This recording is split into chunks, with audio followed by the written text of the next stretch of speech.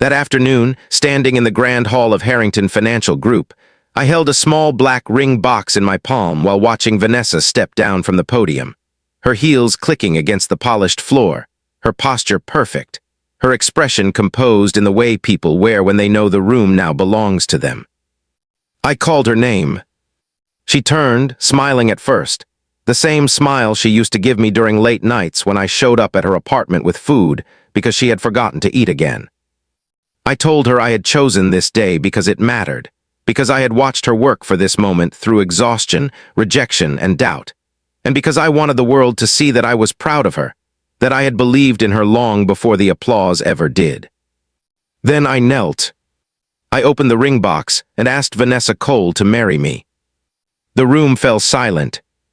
She didn't reach for the ring. She didn't speak immediately either. Her eyes moved first, past me, scanning the executives, the shareholders, the cameras, and finally settling briefly on Eleanor Harrington, the newly appointed president of the company, seated confidently in the front row. Eleanor Harrington, daughter of the retiring chairman and now president of Harrington Financial, was everything the company represented: polished, disciplined, unshakable. Vanessa asked me to stand. Her voice was calm, controlled, and painfully professional. She said this wasn't the right time. I told her there was no pressure, that we could talk later, that I only needed to know whether we were still walking the same road. She inhaled slowly and said words that felt prepared. She said her focus had changed. She said she felt she had outgrown me. She said our futures no longer aligned. I closed the ring box, congratulated her on her appointment, nodded respectfully toward the leadership, and walked out of the hall carrying a dignity I didn't feel, only disbelief. And as the doors shut behind me, the memory of how the day had begun replayed itself in painful clarity. Please take some time and like this video. Also subscribe to our channel and let me know in the comments where you are watching from. We will be excited to have you join our growing community. Earlier that same day, Richard Harrington, the outgoing president and founder of Harrington Financial, had taken the stage for his final address. He spoke about legacy, about knowing when to let go of power, and about leadership being measured not by control, but by succession done right. Then he announced the new president. He called forward his daughter, Eleanor Harrington, praising her intelligence, her relentless work ethic, and her refusal to rely on privilege despite being born into it.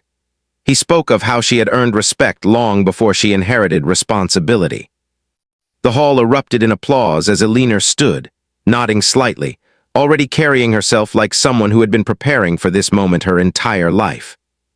Only after Eleanor took her seat did Richard Harrington return to the microphone and announce the new director of finance.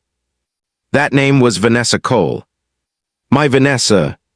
She rose as the applause followed, confident, radiant, transformed by a title she had chased with unwavering focus.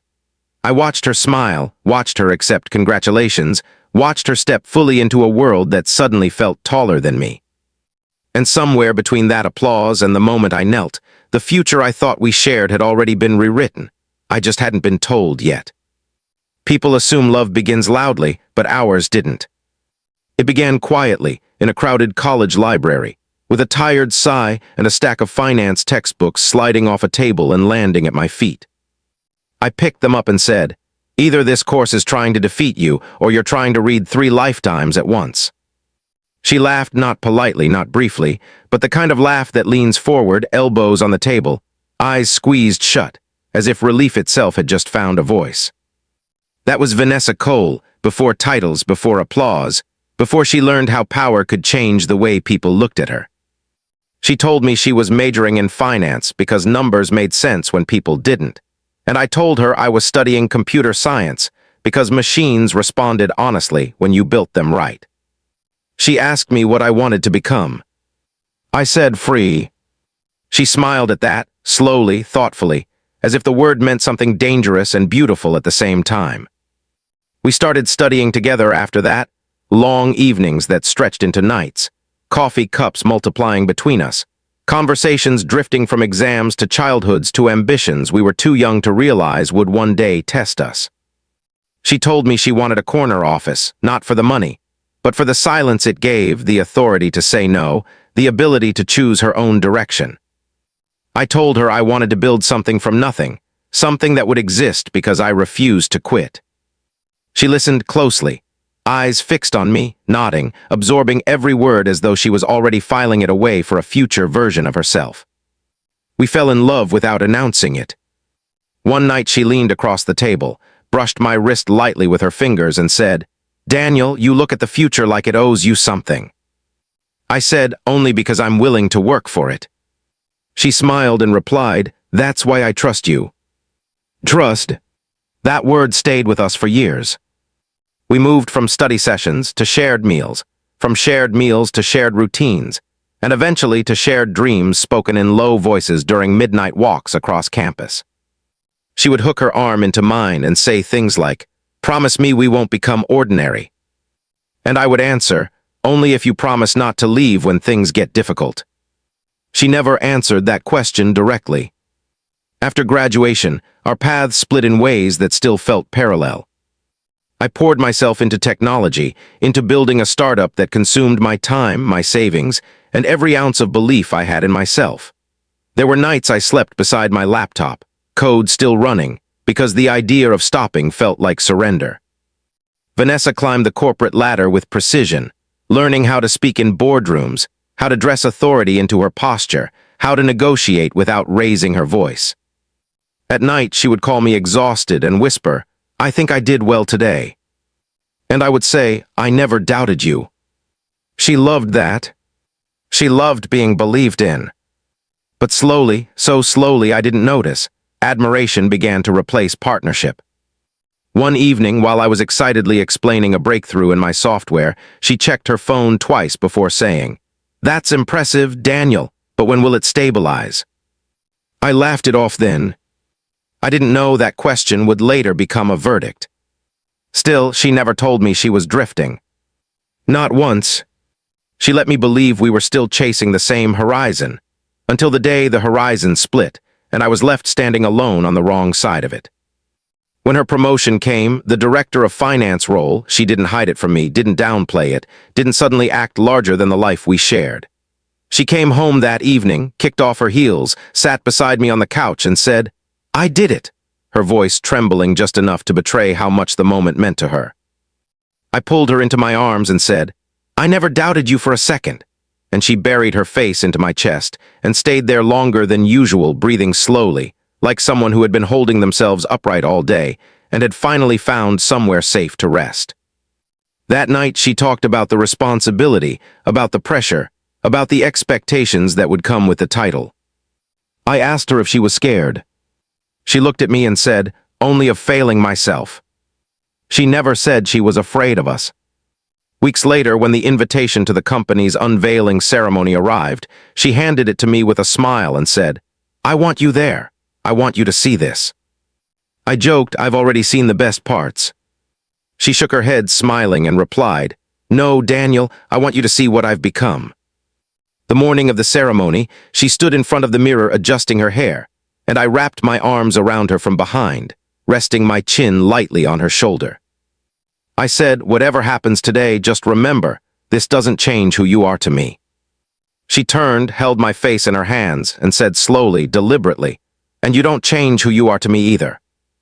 There was no hesitation in her voice, no fracture in her eyes, no warning.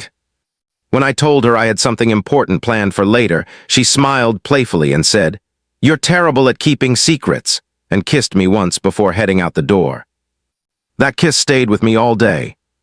Because hours later, standing in that hall with applause still echoing and titles freshly bestowed, she would look at me like a man she once loved, not like a man she was still choosing. And the cruelty of it wasn't that she left. It was that she left without ever letting love weaken first. Weeks later, I boarded the flight like a man carrying a weight no one could see, my shoulders squared, my expression neutral. And when I reached my seat by the window, I sat down slowly, pressing my palms briefly against my knees, forcing my breathing to settle before the aircraft doors closed. A woman slid into the seat beside me moments later, placing her leather briefcase neatly beneath the seat in front of her, smoothing her blazer, and glancing sideways with the practiced awareness of someone used to occupying public spaces without apologizing for it. She looked at me, paused, and frowned slightly. Then she said my name. Daniel Mercer. I turned, surprised, my brow furrowing as I searched her face. She smiled faintly and extended her hand. Eleanor Harrington. The name landed heavily, even before I placed it fully. I straightened instinctively, shook her hand, and said, I didn't expect to be recognized. She studied my face for a moment longer than necessary and replied, You don't forget someone who knelt in a room like that. I exhaled slowly, my gaze dropping briefly to the aisle before returning to her. That wasn't how I imagined being remembered. She leaned back in her seat, crossing one leg over the other with deliberate ease, and said, I imagine most defining moments don't ask for our permission. The plane began to taxi, and for a few seconds we sat in silence, the low hum of the engines filling the space where words hesitated to form. Then she spoke again. I'm sorry, she said quietly this time. For what it's worth, that shouldn't have happened the way it did. I nodded once, fingers curling slightly against my palm. I didn't plan it to be a spectacle, I said. I thought it was a celebration. She tilted her head, studying me. That's usually when people reveal who they are, she replied, when everyone is watching.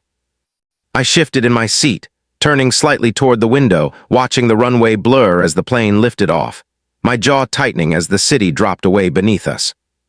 She never warned me, I said, not looking at Eleanor. Not once. Eleanor was quiet for a moment, then said, That's what unsettled me the most. I finally looked at her. She continued, folding her hands in her lap, her posture relaxed but her expression serious. She was decisive, not conflicted. People don't make decisions like that suddenly. They just choose the moment to reveal them. Her words hit harder than I expected, and I let my head rest briefly against the seat, eyes closing as if the pressure behind them might ease. She looked at me like I was something she used to know, I said, my voice lower now, slower. Not like someone she was still choosing. Eleanor's voice softened. That's not a reflection of your worth. I smiled faintly, the kind of smile that doesn't reach the eyes. Everyone says that, I replied. No one ever explains why it still feels like failure. She didn't rush to answer. Instead, she shifted closer, lowering her voice just enough to make the moment feel private. Because you measured success in loyalty, she said, and she measured it in elevation. The words settled between us, heavy, precise. For the first time since the ceremony, I felt something unfamiliar. Not hope, not relief, but the faint, unsettling awareness that this encounter was not an accident, and that life in its quiet cruelty had just turned a page I wasn't ready to read yet. We didn't exchange numbers right away. When the plane landed, we stood at the same time, reached for our bags, then hesitated, not awkwardly, but cautiously, like two people aware that something fragile had formed in a space that didn't belong to either of us yet. Eleanor adjusted the strap of her bag on her shoulder and said, You look like someone who doesn't rush into new things. I met her eyes and replied, I look like someone who learned what rushing costs. She nodded once, as if that answer mattered more than politeness. Then we'll keep it simple, she said. Coffee, nothing more, no expectations. I hesitated, then said, I'd like that. At the cafe near the terminal, she chose a table by the window, sunlight catching faint copper tones in her hair as she sat, crossing her legs with unhurried confidence. I noticed how she listened with her whole body, shoulders angled toward me, phone face down on the table, attention undivided. I told her about my company. Not the pitch, the reality. The nights when I wondered if I was delusional, the meetings that ended with compliments but no commitments, the exhaustion that felt heavier because I carried it quietly. She didn't interrupt. She waited until I finished, then said, You don't sound bitter, you sound tired. That startled me. Most people mistook resilience for arrogance. She asked, Why keep going? I leaned back slightly and said, Because quitting would mean agreeing with everyone who said I couldn't. She smiled faintly. That's a dangerous motivation. And yet, I replied, it's kept me alive. She told me about leadership, not as inheritance, but as isolation. About how people spoke differently around her now, how praise had become performative, how sincerity was rare in rooms where everyone wanted something. I said, "That sounds lonely." She exhaled slowly and said, "It is." There was no flirtation that day. Only recognition. Over the next weeks, coffee turned into dinner, always public, always unhurried, always ending early. When she laughed, it was measured, not careless. When she touched my arm while making a point, she withdrew quickly, as if respecting invisible boundaries we hadn't named. But both understood. One evening, as we walked along a quiet street, she stopped suddenly, turned to me and said, "We should be clear." I stopped too. She said, "I don't need saving, I don't need distraction, and I don't want to be someone's rebound." I looked at her steadily and replied, "I don't want to be rescued either, and I don't want to repeat my past by pretending something is more than it is." She studied my face carefully, then said, "Good, then we'll let this be honest." Weeks later, I was in her office for the first time, invited professionally, deliberately, without subtext. The space was minimalist, powerful, controlled. When she stood beside me reviewing documents, I noticed how comfortable the silence felt. She said, "You don't perform." I raised an eyebrow. "Is that a compliment?" She nodded. "It is. Most people do." One afternoon, as we sat across from each other in a quiet restaurant, she asked, "Do you miss her?" The question wasn't jealous. It was precise. I considered it carefully before answering. "I miss who I thought we were becoming," I said, "not who she chose to be." Eleanor nodded, lips pressed together thoughtfully. "That's an important distinction," she said. "It means you're healing." It was the first time anyone had framed it that way. And somewhere between restraint and honesty, between conversations that ended without promises and glances that lingered without urgency, something began to grow, not loudly, not recklessly, but deliberately.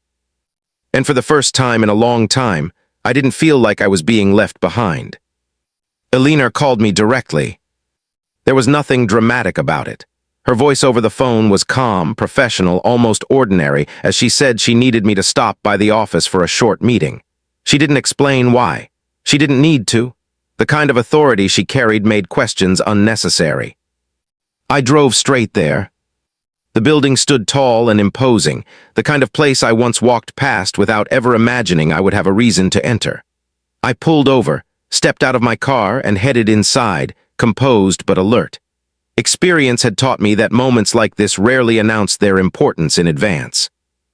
At the reception desk, I asked to confirm whether the president was available and if she was expecting me. The receptionist nodded and began checking the system. That was when I heard it. A laugh I knew far too well. I didn't need to turn around to recognize Vanessa's voice. Time had not softened it. It still carried the same sharp edge that once cut so easily through my confidence.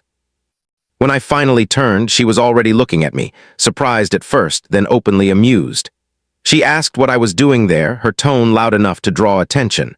Before I could answer, she laughed again and said it was funny how some people never learned their place. She didn't lower her voice. She reminded me, right there in the lobby, of who I used to be. She spoke as if the past were a weapon she could still wield, as if standing in that building somehow belonged to her and not to me. Every sentence was meant to embarrass me, to shrink me back into the man she once mocked for being average. People began to stare. I said nothing. I just stood there calm, watching her talk herself into confidence. My silence seemed to irritate her even more. Then everything shifted. Footsteps echoed behind us. Eleanor walked into the lobby. She took in the scene in seconds. The raised voice, the audience forming, Vanessa's posture, and me standing quietly in front of the desk. Her expression changed instantly, authority settling over her like a shadow. She addressed Vanessa directly and told her firmly not to embarrass her guest. The word guest hit the room like a gavel. Vanessa froze. The confidence drained from her face as confusion crept in. She tried to explain herself, but Eleanor stopped her mid-sentence and said the matter was over. Then Eleanor turned to me. She apologized briefly for the disturbance and asked me to come with her. Without looking back at Vanessa, she walked toward her office. I followed. Behind us, the lobby had gone silent. I could feel Vanessa's eyes on my back, trying to understand what had just happened, trying to reconcile the man she was laughing at moments ago with the man the president herself had just defended. For the first time, I felt the balance shift. And Vanessa felt it too. Eleanor's office was quiet, spacious, and deliberate, everything in it arranged with purpose. She gestured for me to sit, but before I could fully settle, the door opened again. Vanessa walked in. She wore a professional smile, the kind people used when they wanted to look important without explaining themselves. She said she needed to handle something official with the president, her tone careful, controlled, very different from the voice she had used in the lobby. Eleanor looked at her briefly, then nodded, allowing her to stay. Vanessa's eyes shifted to me. The surprise was immediate. She clearly hadn't expected to see me there, seated calm, unbothered, as though I belonged. For a second, she seemed unsure whether to speak or retreat, but curiosity won. She stayed. As Eleanor spoke to me, Vanessa watched. Not casually, not politely. She watched the way someone does when they sense something is wrong but can't yet explain it. Eleanor addressed me with ease, referencing shared context, shared understanding. There was familiarity there, subtle but undeniable. This was not a routine meeting. Vanessa noticed it too. She noticed how Eleanor listened when I spoke, how she paused instead of interrupting, how she nodded slightly as if weighing my words carefully. She noticed how the room seemed to adjust itself around our exchange. Then I spoke. I clarified a point Eleanor had mentioned, not correcting her but steering the conversation. Eleanor accepted it without hesitation, adjusting her own position to match mine. There was no resistance, only alignment. Vanessa's expression changed. Her eyes widened just enough to give her away. The realization crept in slowly, painfully. Whatever relationship existed between me and the president was not ordinary. This wasn't charity. This wasn't coincidence. This was influence.